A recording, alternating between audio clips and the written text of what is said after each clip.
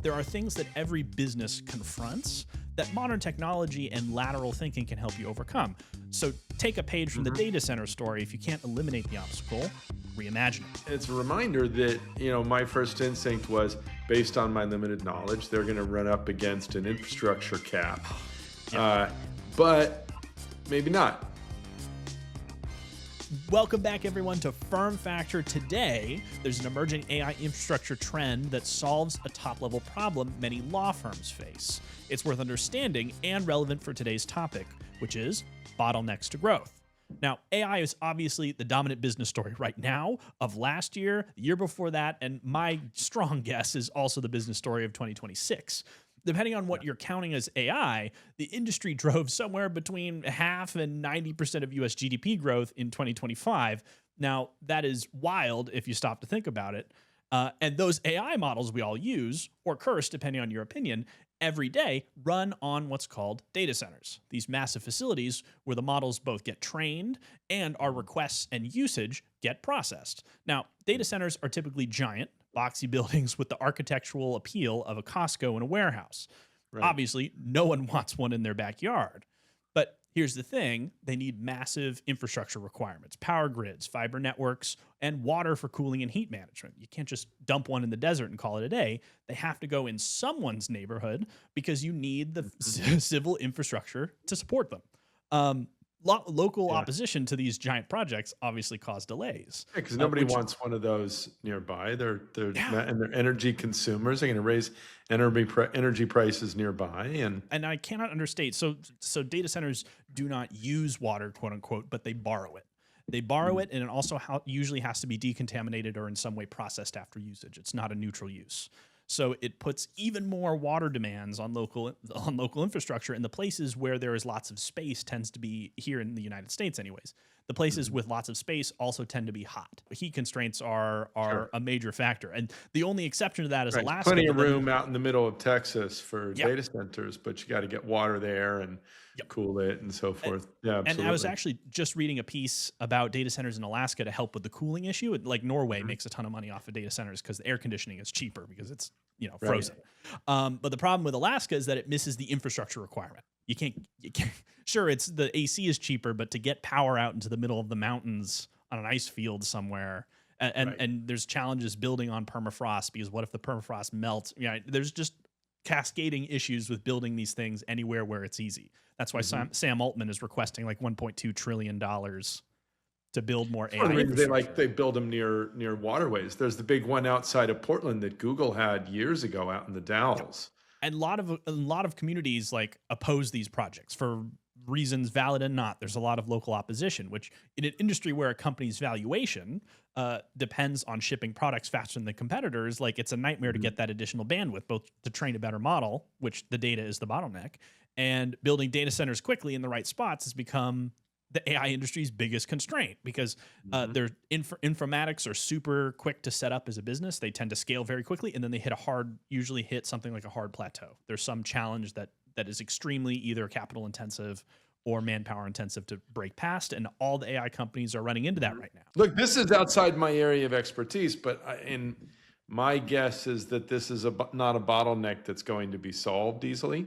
Fortunately, we're talking about solvable bottlenecks for law firms, but I think the data center, the infrastructure needs are potentially insurmountable. Because the insurmountability is a function of, and this is actually the solution we were going to talk about, is that to build infrastructure as it was previously conceived is going to be very difficult, right? Because but what a potential solution is a whole bunch of emerging trends is to have data centers not look like or feel like data centers. So a lot of data centers recently out of particularly the plans I saw were in Houston and Austin, and there's one or two concepts here in Seattle where it's to make data centers planned as vertical gardens, have facades that look like modern art museums, community spaces or playgrounds. I saw, there's a whole bunch of famous things that made articles about the swimming pool with the heat from a data center.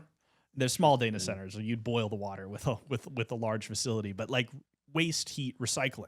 Or making parking garages out of them and parks and making more spaces in urban areas to piggyback off of the various infrastructure already in place. It's not the massive scale, but it's economical from a unit perspective if the demand for these facilities is high enough. No, that's super cool and evident Yeah.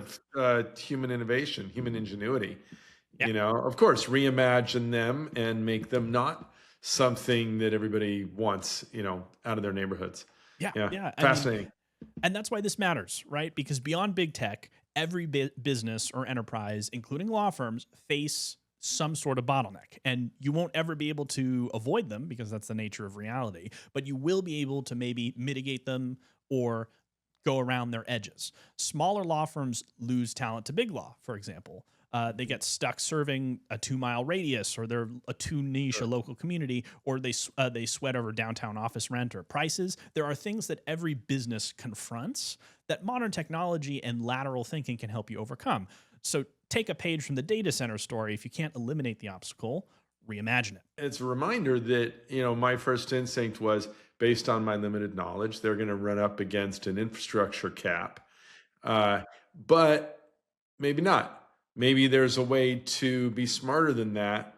And I think there are ways to be smarter and overcome some of the bottlenecks to growing the law firm, which we have a lot more experience in.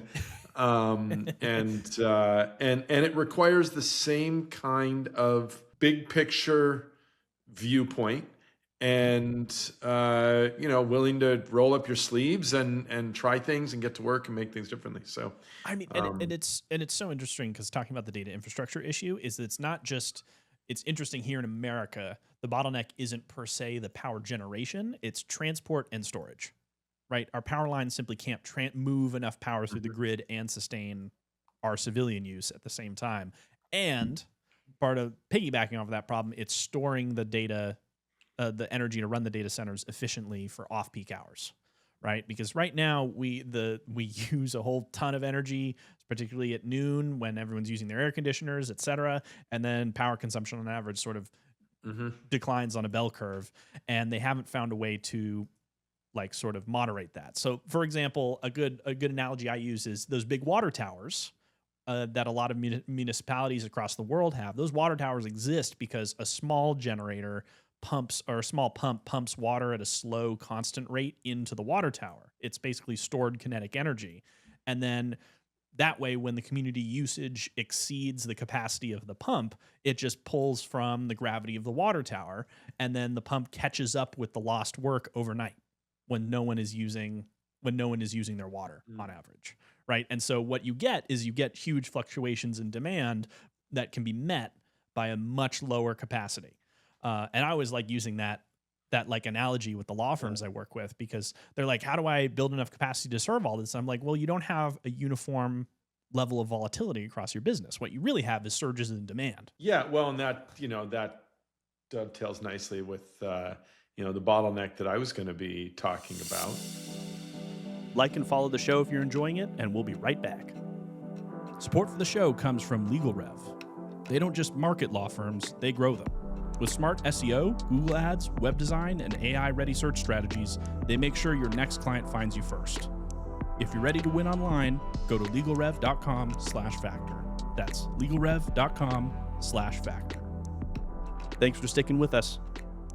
I would say the number one bottleneck to growth that I see from firms coming in to us who are struggling is an inconsistent lead flow, right? Which usually comes from an undiversified digital presence and an over-reliance on referrals. And I think a lot of law firms can fall into a trap of being overly dependent on referrals. I think 75% of law firms, referrals are their primary source of business. Because they're free.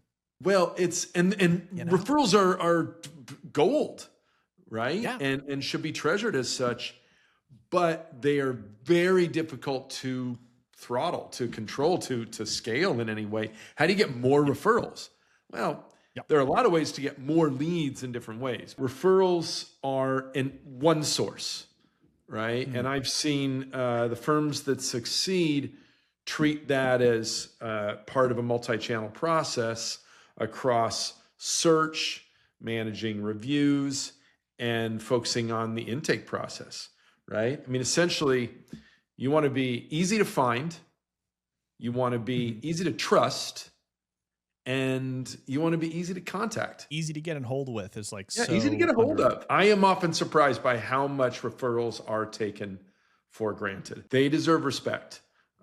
You as an attorney earned these referrals through your good work, right? They have a monetary value. They belong to you. They're not some random thing. But too many firms that I've seen treat referrals as if they're in a vacuum, right? Yep. Well, they got one referral and they're going to call you and come to you. You know, John told Susie to call you. It's not like that anymore, right? They probably got 3 referrals. This is why I tell all the practitioners that, like, not only can they not be controlled, because they never listen to me on that point. I don't know about you, but like they can't be controlled, and the lawyers say, well, my network's different. Fine. You know, I can't opine on his network. But what I can opine on is that you're not the only one on that referral list. You're fighting with at least 2 to 4 other people, and you'll never know. Assume that you have, I think a good rule of thumb is to assume there are 2 other people. It's between the 3 of you. And you need to if you're not doing everything you can to make sure that they contact you, you're leaving money on the table. And they're going to contact somebody else. Right. Yep.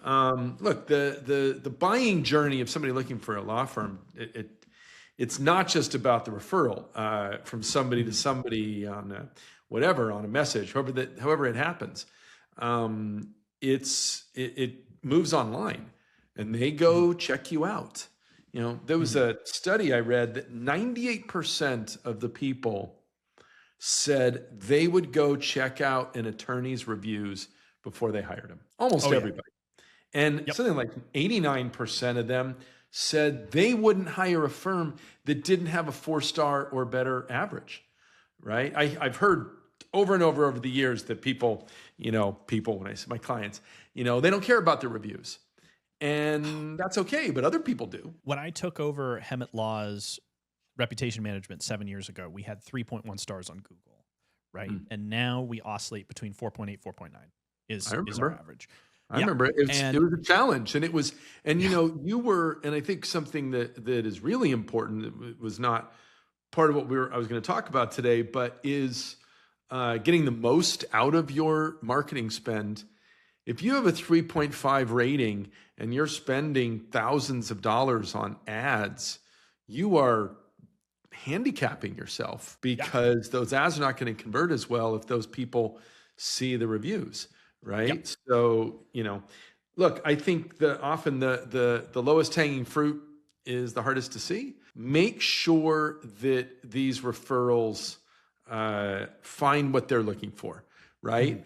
If people don't see a Google business page with reviews, if people see a weak website, they're going to move on. They're going to call that other place. Right. And you never know that you lost that, right? And that's the thing that I think is what gets missed, is you don't know that you lost that, right? And I think it's important to ask yourself this question: how confident are you as an attorney that every referral you get calls you? That's a good point. And actually, I would add to that and say, give them what they're looking for. They are looking for some bad reviews.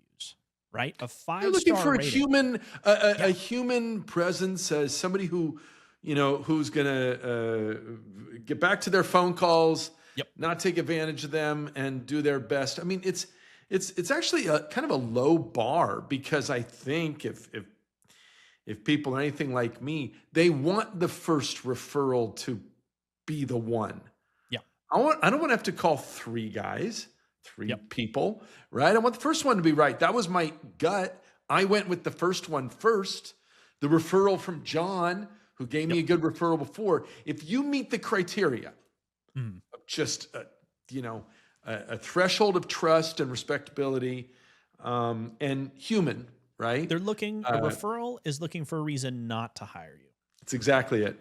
Yeah. Right. So fortunately, I think this bottleneck of not having a consistent lead flow, right? An over-reliance on referrals, which can be seasonal, can be, things can happen. It's not just a campaign, right? It's a worldview, right? It's looking at all of the places where people find professional services and making sure that you're in those spaces, you're working with those. So there are a few key things. First of all, make sure that you can be found, right? That's number one. Own your local listing. Make sure that you have a strong SEO, organic search methodology, right? That you have a plan and that you're doing it consistently. Something like 2/3 of all legal call conversions still happen from organic search. Calls. Right? They're still finding people online. The bulk of your leads come from organic search. Yep. Even with all the money you spend on all the other stuff, it's hard to quantify the ROI for that. But over the long term, it is fivefold what you'll spend on ads or other things. So the other thing to make sure of in terms of being found is that like 3/4 of all legal queries now trigger an AI overview. The traffic, the hit to traffic has been crazy. The hit to traffic has been huge. And it means, once again, you need to treat what you have as precious, right? Love the one you're with. You need to be thinking about a shift from traditional SEO to more AI-friendly content approach and page structure and things, while still not ignoring that 2/3 of the people are still finding people through organic search. So, well, because like the big, like the way I view the difference between SEO and AEO is that I still think of SEO as at least link emphasis, right? Like it's still, links very much still matter. They're not irrelevant, but they are simply one more slice of the pie, right? Their share of the pie has gotten smaller, but that's not because they're less important. It's because this whole other segment has appeared, right? Which is this AI search results. And I think the website rebuild has been, over the last 6 months, I have learned that like most websites are not designed to be read by AI agents or AI scrapers, right? And why would they? Like it only really came into being. Best practices. We've been building, websites for going on 20 years now. The best practices evolve and the tools change. The basic UI has not changed that much. The basic interface of a website has not changed that much. It has evolved, right? This is a fundamental change, right? And it's requiring, listen, in your case, and we just talked about your case, right? We're going in and we're trying to make updates one by one to pages to update them for AI search. And it's ultimately so much work to go in and do it one by one. In the long run, it's more cost effective to build a whole new site, but now you're building a whole new site, right? Which is really complicated and expensive and shifts focus away from growth. Organic search needs to be a component of your lead mix. Should be the primary one, in my opinion, because it's the best long-term ROI. And there are ways that you can do it, and AI, in my opinion, creates more opportunities and not less. Because there's also all these other search. Think of it as, it's not that it's replacing Google, it's adding to Google. There's just lots of other places. The thing that sucks about that, I guess, is that all the things you do for SEO, you still have to do, like link building.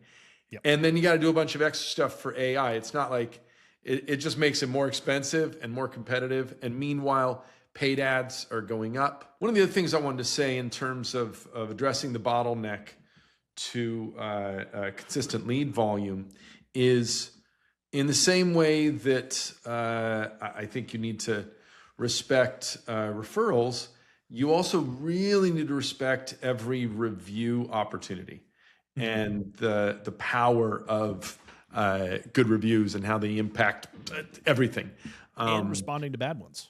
For sure. Oh, all of it. Oh, yeah. So my advice would be, make reviews and asking for a review a part of the closing step with every client, right? I've seen too many times, I've heard from people that they don't want to ask for reviews. They think it's appropriate. They think it's questionable. it's not beneath you to ask for a review. And I think some people even appreciate it, that you would Yeah. take the time to ask me. I mean, it's, Because the ick factor, because I'll stand up for the law firms a little bit here, because it is a little bit of an ick factor. oh, right? no It's like question. it feels very promoty. So like the way I got around it is internally we say, hey, we don't have the firm ask, don't have someone the client has never talked to before or worked with for very long, or worse, someone like the billing department who they only have negative Following up with interactions an email. No, I think Yeah, it should be part. I think it should be part of the thank you, goodbye, and by the way, here, would you scan this QR code if they're in the office? And if not, I'm going to send you over something. I'd appreciate it. That's what we do. So step one is we have the litigation team that they worked with closely reach out as part of the closing step and say, hey, we, close out XYZ issues. And the last thing, by the way, it doesn't help the firm, it helps me. I, as the professional that helped you, get graded at the end of the year and get bonus. Just straight up tell the client this based on client feedback, right? You got to pick your clients carefully to make sure it's only positive feedback, but based on client feedback. Well, yeah, would of you course. help? Yeah. Would you help me, the individual, not the Hemet Law Group or, Miller and Miller or whatever? Would you help me Sure. by leaving a review here? It helps me reach more clients, and clients respond at like 3 times the rate to that approach, right? Because no one gives a crap about the law group, right? No matter No, it how helps great. me. It helps me. It's not helping my Yep. boss. It helps me get more, get more business. You reference, the work that we did. Absolutely. Look, I mean, I think responding to reviews, both good and bad, is critical. Generating the reviews is paramount. Yep. If you don't have a process for asking for reviews, it's a big problem. Make a script. People need those reviews. People don't hire companies that don't have reviews. Yep. I read something that the purchase likelihood for a service with at least 5 reviews is 3 times greater than a product with no reviews. 300%. It's not a bad thing to have human, like the more human and believability, right? And this No actually question. speaks. Yeah, this actually speaks to this. I know a couple firms in the Seattle area who have 5-star reviews. Like 90 to 100 reviews, no negative feedback on the reviews. And we get clients who call us and say, hey, yeah, we saw them, but we thought they were full of shit because no one has 5 stars. Right. And so honestly, I can speak from experience. We proudly only have 5-star reviews. I don't know, we have 60, 70, we have a good amount of reviews. They're only positive. We don't ask people, that we don't think they're going to leave a nice one. We don't ask them. And fortunately, nobody's ever had such bad experience that they chose to go on their own and do it. I know, but I've been thinking, like, should I go? Because I'm not sure I trust it 5.0. One guy left a 4-star rating, but that didn't, it's mathematical, right? Anything. So we were still 4.98 something, and we still rounded up. I've been thinking, should I go in there and leave a 1-star review so I can make it 4.9? Anyway, the takeaway here, at least on the review side, is turn every happy client into proof of your good work so that other people can see that and you generate business there. Maximize that opportunity, maximize the referrals.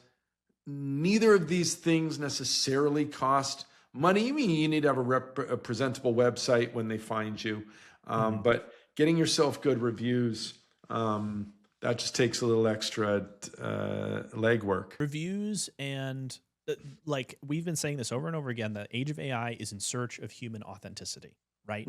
AIs and Google both look to verified users, to real people wherever they can find it, as calls to authority. Before, calls for authority were in backlinks to the websites that you link to, and that's still in play. But anything you can do to get more humanity on your digital footprint, the better. Humanity of your team, humanity of your clients' experiences. And remember, human expectations, they demand a 4.8 or 4.9 star more than a 5.0, because especially in crisis and negative sentiment practice areas like family law and criminal law, the consumers are smart enough to know that a lot of people hate being the clients of those firms, right? Like we're proud enough.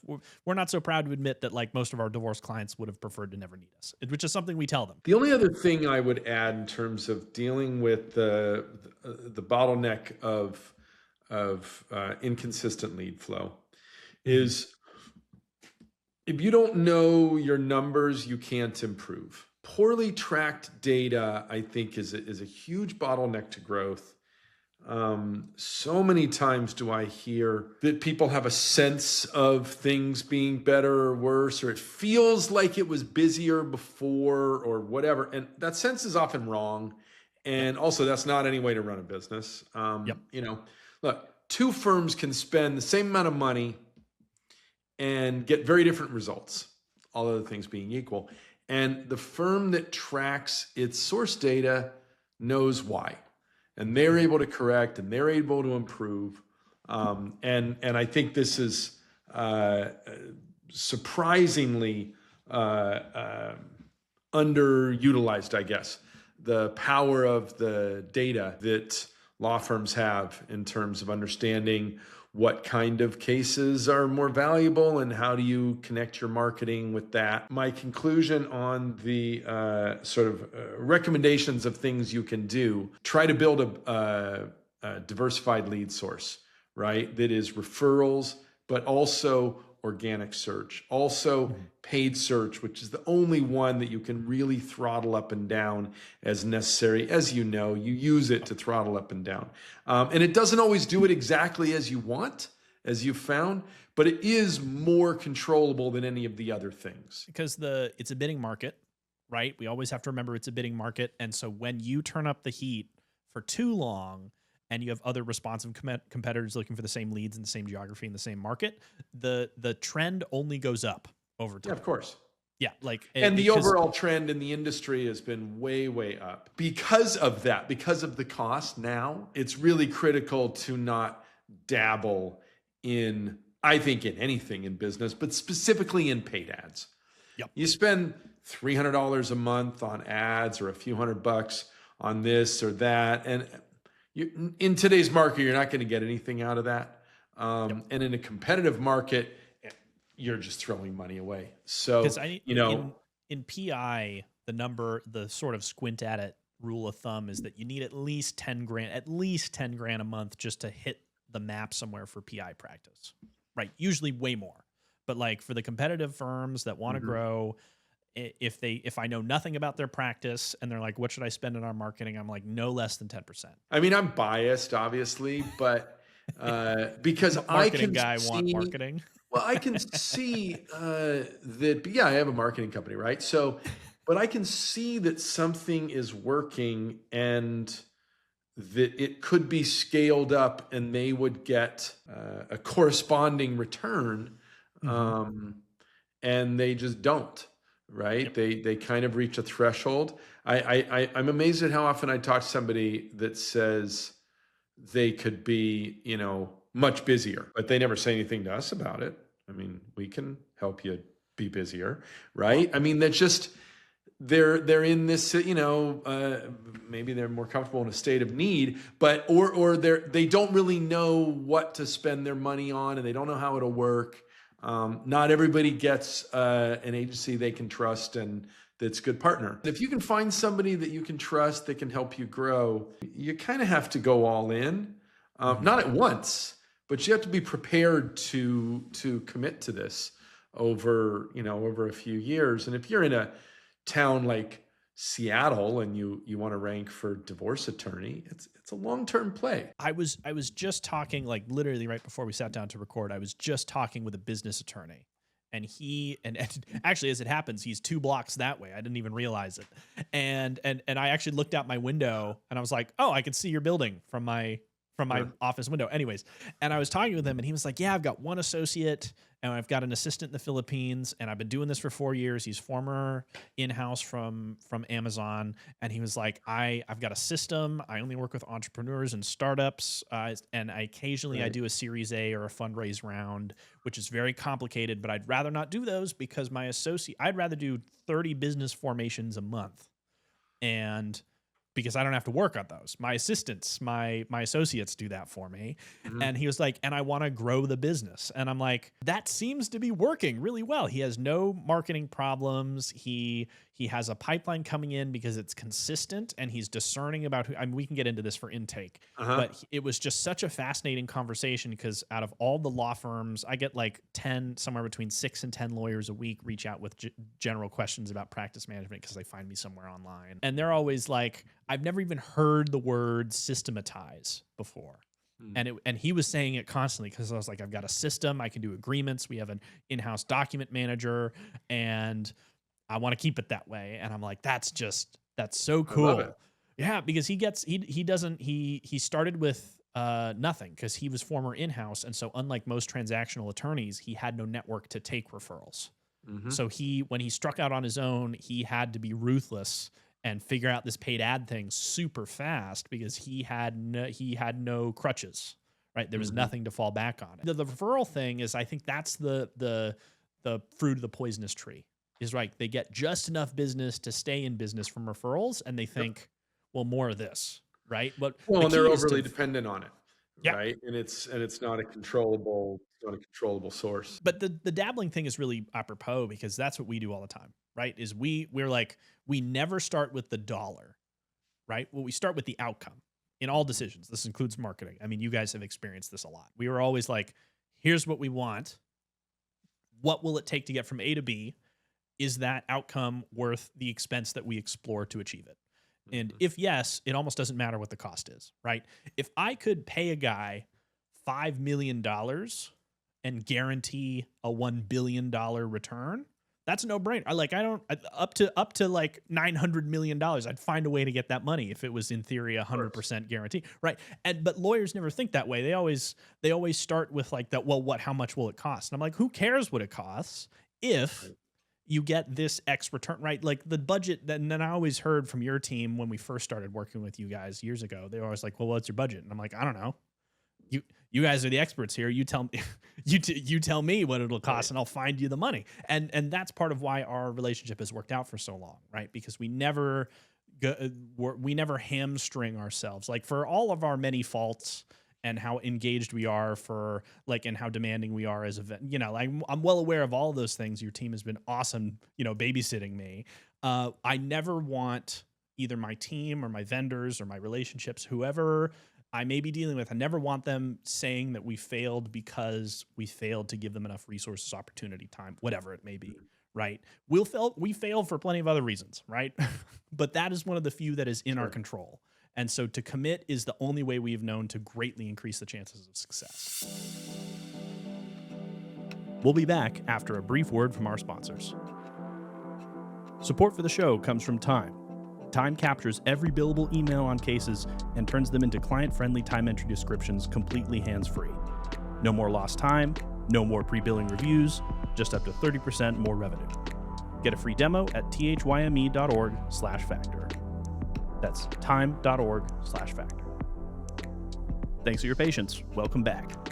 I think I really want to focus in on intake here, right? Because as you alluded to a little bit earlier, no matter there's two sides of the coin. There's marketing and sales. Marketing, it fundamentally is all about harvesting demand. Now, you can harvest demand by creating more demand. You can harvest demand by getting visible to people looking to sell or to solve a problem or whatever it may be. But if those people cannot find a way to get in touch with you or don't have a good experience, no amount of marketing dollars will ever matter. Right. This is the stuff that I do, is that like here in crisis, we call it, crisis practice here in family law.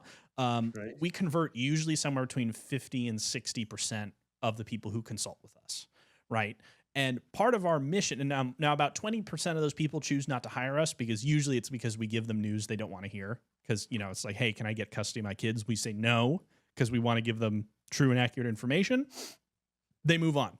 Another 20 to 25% of those people, depending on our numbers that month, are just people that we didn't want to take. We tell them not a good fit.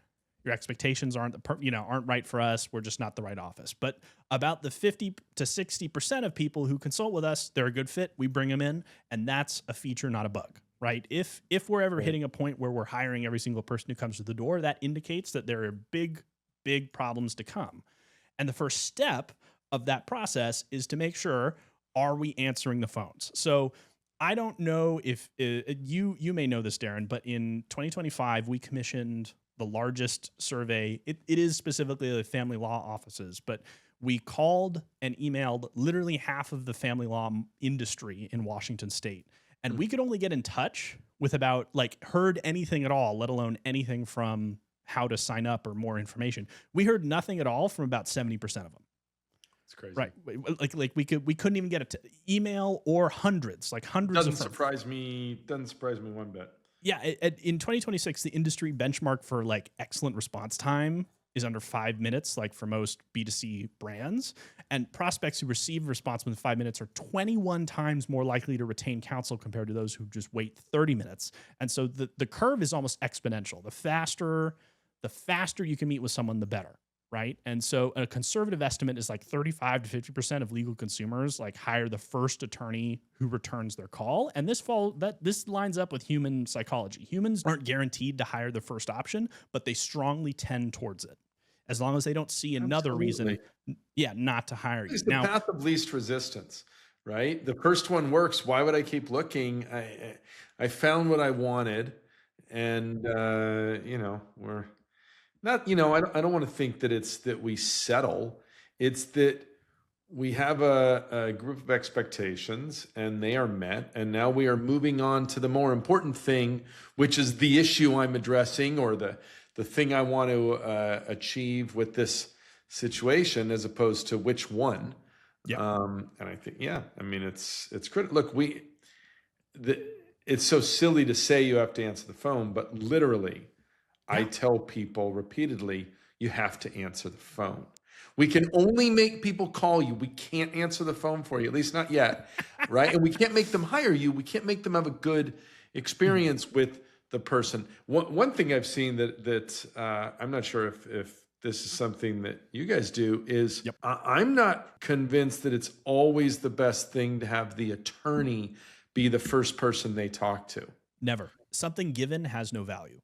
Right. Yeah. And so you want the team accessible. You do not want the attorneys accessible. So we have a full admin team who does nothing, and they're very fast. Like our goal is sub 1 hour business response. And sometimes we even, my team are crazy and they respond at all hours because I found people who really love doing this sort of thing. They don't talk to the attorney until after they've paid us. So our process from soup to nuts, I should probably explain for those who have not heard before, is you can fill out a contact form on our website or call us directly, right? Mm-hmm. If you fill out a contact form on our website 24/7, you get a scheduling link emailed and texted to you. For B2C firms, I think every firm should be able to text, even business firms, because other businesses are made out of people. We're just trending towards that. But B2C firms certainly should be able to text. Day or night, they get a scheduling link, and we charge them $100 consult deposit fee. You may say, doesn't that deter a lot of people? And I'm like, yes, it does. It deters the tire kickers and people who don't value our time, right? It primes people to take what you're doing seriously because they've invested something tangible in that meeting. And it also encourages people to show up, because if you don't show up, we keep the deposit. If you hire us, though, we either return the deposit or discount it off of your first invoice. So it stays accessible. The consult is effectively free if you hire us, right? And so that's how we overcome the objection. People are like, well, none of your competitors are asking to pay, to pay to meet with you. And I'm like, first off, we're not our competitors, we're us, right? So do you want in or not? And then two, you get your money back, right? If you're serious about hiring here, you don't lose anything. It's a commitment that makes sure to preserve our time for other clients, because we're a crisis. We do family law, we do family crisis, and that means if our inbox is clogged with people who are just looking or just asking for advice and not ready to actually retain counsel, then what that means is you also lose the opportunity cost of all those other people who would have found you and instead went down the street because you didn't have any appointments same day or next day. Which, by the way, our internal data indicates that every day a qualified lead waits to meet with you or an attorney, you lose about 70% of the conversion rate. Because by the time they get, same day consults have been revolutionary for us. That's how we convert high conflict, high asset family law at about 60% rate, which is unheard of. Most of our competitors, I've actually talked with some of them, they convert it somewhere closer to 30 to 40, right? And that's because same day consults. We have an attorney who does nothing but consultations, and that allows her to stay free without juggling. She gets really good at sales, right? And she's a qualified attorney of like 30 years in this practice area, so she's super knowledgeable. And then she assigns the case to an associate or senior counsel, depending on how complex it is, and then stays involved for customer service on an ongoing basis. So you're not hiring an attorney, you're hiring the team. And Look, that's I think something this is true in most practice areas. yeah. People might wait a while to make that phone call, but when they do make that phone call, they want to get into it. Yeah. They want to start moving forward because they've decided they are now going to take action that puts it behind them, and they want to get it behind them. Yep. We don't sell vitamins. We sell painkillers. Mm-hmm. Right? We are our office. There are plenty of offices that do sell vitamins, like transactional work. Power to them. But us ourselves, we sell painkillers. We put out fires, and when there's a fire, you've got to talk to a fireman right now, right? And we can quibble about, we're in a hearing in a meeting. Well, too bad, you've lost the lead. All right, there goes $50,000 of revenue. Now look, to further that analogy, right? Painkiller, when you finally reach the point where you have to get up and take yourself down to the pharmacy, you really want it to be open. You don't want a long line, and you want them to have what you're looking for. Yep. You know, like, and it's that simple. And you know, I think people overcomplicate the process of just being what people need and being easy to find and easy to use as a system, as a tool. For our systems, we use AirCall for call and text. We use Clio Grow and Clio Manage. We still are going to use Clio Manage, but we are moving to HubSpot. For most, Clio Grow will be fine for most practice areas, for most smaller teams, right? But once you reach a level of sophistication where you've got 5 or 6 operators on the phone, where you've got a sophisticated consult system that you need running 24/7, that's when I recommend HubSpot. It has more data, et cetera. My criticism of Clio Grow is that it gives you summary statistics, but it doesn't break it down, right? So you'll have ideas of conversion rates from sources firm-wide, but if you have 2 or 3 people on the phone, you won't know which one is the converting at what rate among that summary number. HubSpot gives the most granular data. Yeah. It's why we use it, even though it's expensive. And just gets more expensive the more you use it. There's not an economy of scale; it actually goes up. Yeah. Which is their business model. I mean, because it's a free. It's not. I want to say freemium. It's not free, but like every function is a credit card swipe. So if you want round robin scheduling, if you want branded emails, if you want every little extra I mean, thing. we could talk about Hubs, but they bundle those into the next global tier, which raises the cost exponentially. So anyway, yeah. Well, I mean, this is where I start from. It's results, not cost, and the cost of our management team, not knowing our granular data, because we can go in and calculate it manually, which is what we do right now, but it's very time intensive. The hourly time of our most experienced staff has now exceeded the cost of getting a HubSpot license, which I stress because the team, this is what I want to tell all the law firms listening, is that like, oh, don't be scared of the number, look at the opportunity cost. I say this all the time, because if you're going to be paying for that somehow, right? My econ professor, when I was in for my MBA, he said everyone pays for everything 2 ways, right? They pay for it in time, or they pay for it in dollars or rubles or yen or whatever your currency is. When the government mandates something be free, there are bread lines that's you paying in time, because you got to stand in line for free bread, right?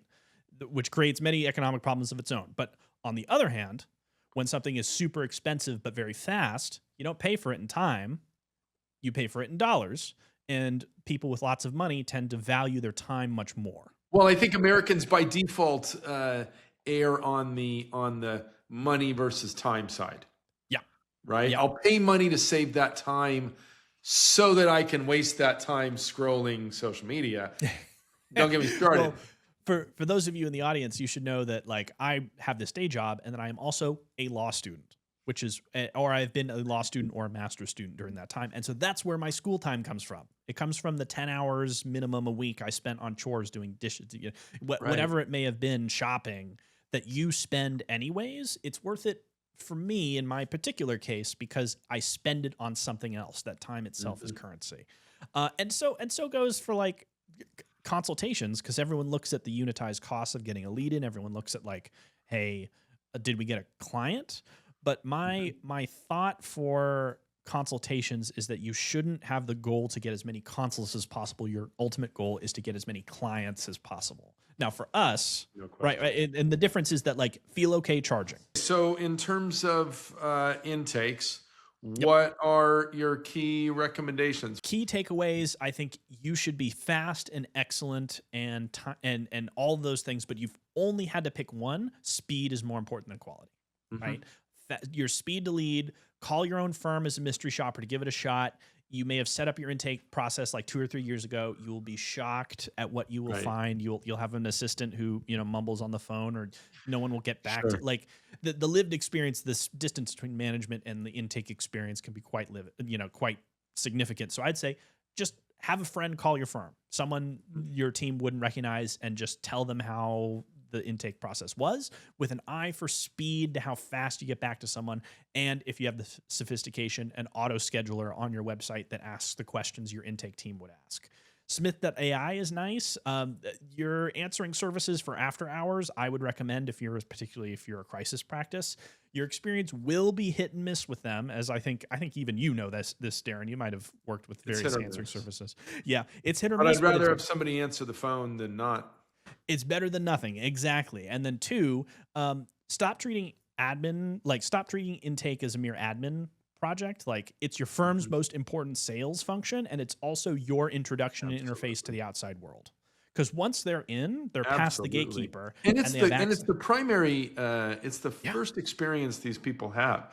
How often I see reviews that reference a bad intake process. The people didn't even hire the firm.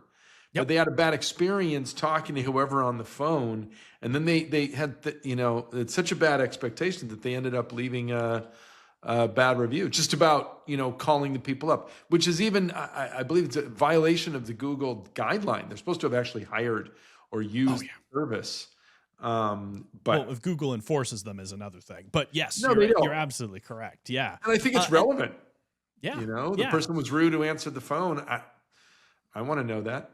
Yeah, and so the key takeaways here: to make speed to lead contact a key performance indicator, right? KPI, like 5 minutes, like at most an hour. Treat it like a real business. Create an SLA and say, all right, here's what we think. We want to get back to everybody within 15 minutes, within 30 minutes, within 5 minutes. Set a realistic goal, and then just make that a standard that you do, not a something you'd nebulous. Like to do. Just make it a policy.